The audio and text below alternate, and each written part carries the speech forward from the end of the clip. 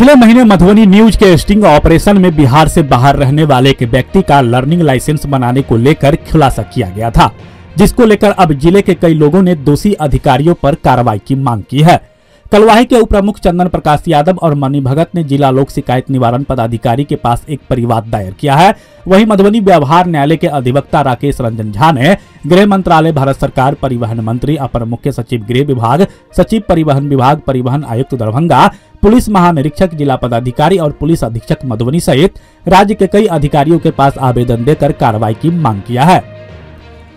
दिए गए आवेदन में कहा गया है कि मधुबनी न्यूज और एक दैनिक अखबार में स्टिंग ऑपरेशन प्रसंगाधीन खबर प्रकाशित हुई तथा इससे संबंधित किए गए स्टिंग ऑपरेशन की वीडियो और ऑडियो भी मधुबनी के कई सोशल व्हाट्सएप ग्रुप व अन्य सोशल न्यूज मीडिया के द्वारा प्रमुखता के साथ चलाए गए।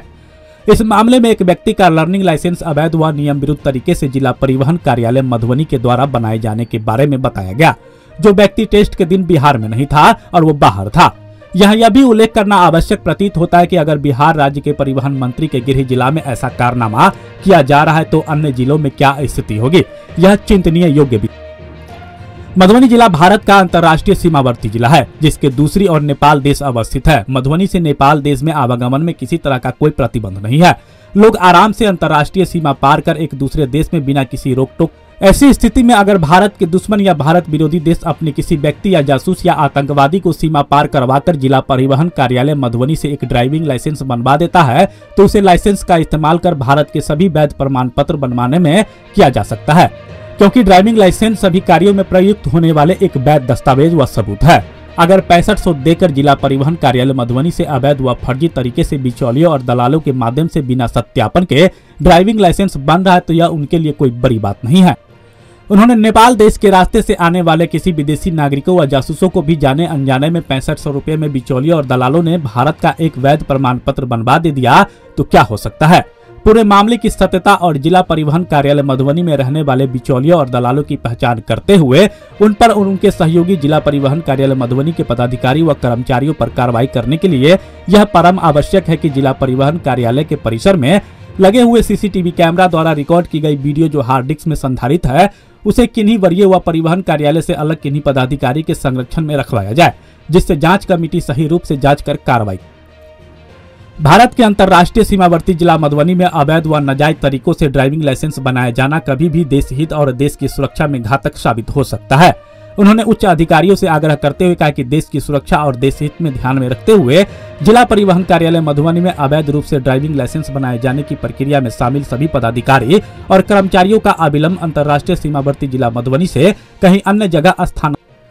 जिला परिवहन कार्यालय मधुबनी के द्वारा फर्जी व अवैध तरीके से ड्राइविंग लाइसेंस बनाए जाने के मामले में एक जांच कमेटी बनाकर जांच करवाई जाए और मामले के सभी दोषियों के विरुद्ध उचित व नियमानुकूल कार्रवाई की जाए। जिला परिवहन कार्यालय मधुबनी के परिसर में लगे सीसीटीवी कैमरा के हार्ड डिस्क को किसी स्वतंत्र वरीय पदाधिकारी के संरक्षण में रखवाकर पिछले 1 माह की रिकॉर्डिंग को सुरक्षित व संरक्षित किया जाए तथा उक्त रिकॉर्डिंग की सहायता से बिचौलियों और दलालों की पहचान करते हुए उनके सहयोगी जिला परिवहन कार्यालय मधुबनी के पदाधिकारी और कर्मचारियों की पहचान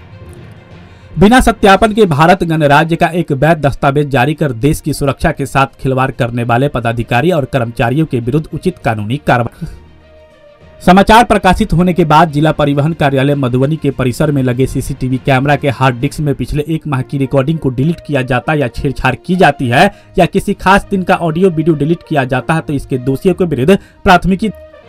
सीसीटीवी तथा कार्यालय के दस्तावेजों से इस तथ्य की जांच की जाए कि कार्यालय द्वारा भारत के नागरिकों के अलावा दूसरे देश के लोगों का भी कोई ड्राइविंग लाइसेंस बनाया गया तो बहरहाल पूरे मामले में जांच की जरूरत है। अभी कुछ दिनों पहले अखबार में एक खबर आई थी जो जिला परिवहन कार्यालय मधुबनी में किए गए एक स्टिंग ऑपरेशन से संबंधित था। अखबार में छपी खबर के अनुसार जिला परिवहन कार्यालय मधुबनी में एक दलाल को 6500 रुपया देकर एक ऐसे व्यक्ति का जो बिहार में था भी नहीं उसका लर्निंग ड्राइविंग लाइसेंस बनवा लिया जाता है। और इस खबर में छपा हुआ था कि स्टिंग ऑपरेशन करने वालों ने सिर्फ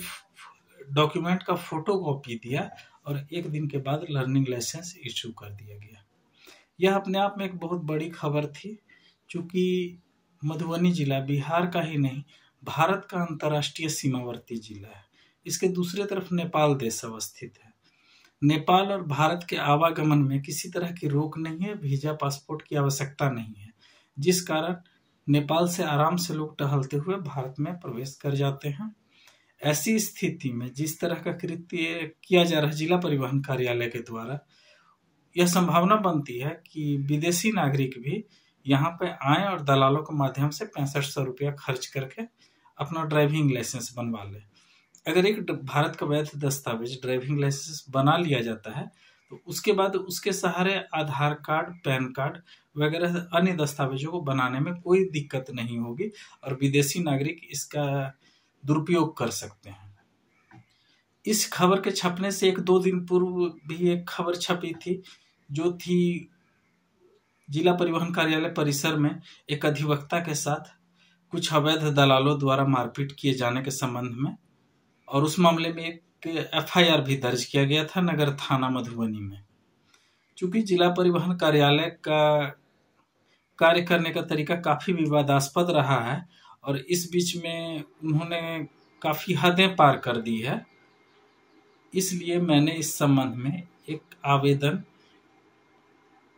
गृह मंत्रालय भारत सरकार, गृह विभाग बिहार सरकार, श्रीमान आयुक्त महोदय, श्रीमान जिला पदाधिकारी मधुबनी, श्रीमान पुलिस अधीक्षक मधुबनी समेत कई कार्यालयों में दिया, माननीय मंत्री परिवहन विभाग को भी दिया और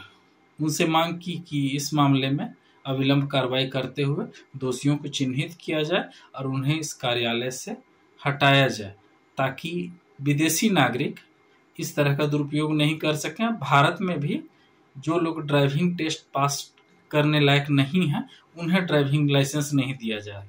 अभी देखा जा रहा है कि रोज दुर्घटनाएं, सड़क दुर्घटनाएं हो रही हैं। कहीं ना कहीं इस तरह के परिवहन कार्यालय भी इसके लिए जिम्मेदार हैं, क्योंकि वो बिना ड्राइविंग टेस्ट दिए लाइसेंस बना देते हैं और ऐसी स्थिति में वो लोग जब रोड पर चलते हैं तब ड्राइविंग का ज्ञान नहीं होने के कारण अक्सर दुर्घटनाग्रस्त होते रहते हैं। इस संबंध में मेरे द्वारा दिए गए आवेदन पर अभी किसी तरह की कार्रवाई की जानकारी मुझे नहीं है। मैंने इस संबंध में 3-4 सूचना आवेदन भी दिए हैं और जब भी कार्रवाई की जानकारी मिलेगी मैं आपको सूचित करूंगा। आप हमारे मधुबनी न्यूज को फेसबुक पे देख रहे हैं तो पेज को लाइक करें, यूट्यूब से देख रहे हैं तो हमारे चैनल को सब्सक्राइब करें और बेल आइकन को दबाना ना भूलें।